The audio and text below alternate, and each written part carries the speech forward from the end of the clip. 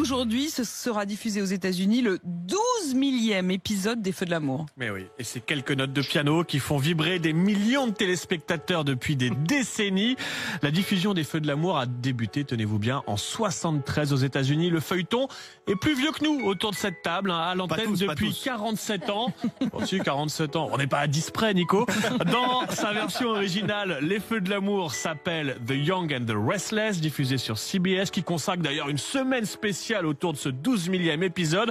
Faudra patienter un peu pour le voir en France. On a 3 ans de retard, ce qui nous laisse éventuellement le temps de tout reprendre depuis le début si on a raté un épisode. 12 000 épisodes de 42 minutes, j'ai compté. Si vous voulez tout regarder depuis le début, ça vous prendra 1 an, sans fermer l'œil, sans dormir. Et d'ailleurs, les chiffres autour de la série sont fous. 41 mariages entre personnages, dont une quinzaine pour le seul Victor Newman. C'est aussi 10 000 paires de chaussures portées, 5 000 robes confectionnées, 36 000 bouquets de fleurs.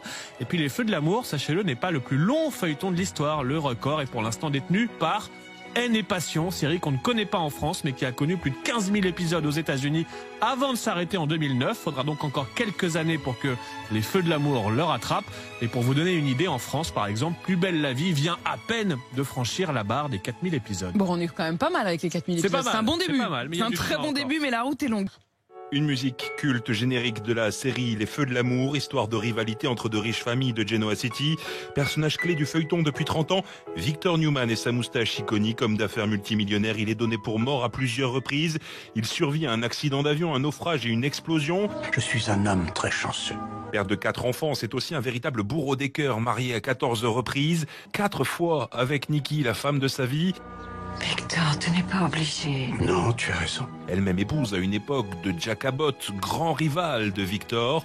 180 autres personnages ont campé un rôle dans la série, évoluant dans plus de 3500 décors. Personnages secondaires, les bouquets de fleurs au nombre de 36 000. C'est au minimum 3 par épisode. Interrompu pour la première fois cette année en raison de la crise sanitaire, le tournage et la diffusion du feuilleton ont repris en août dernier.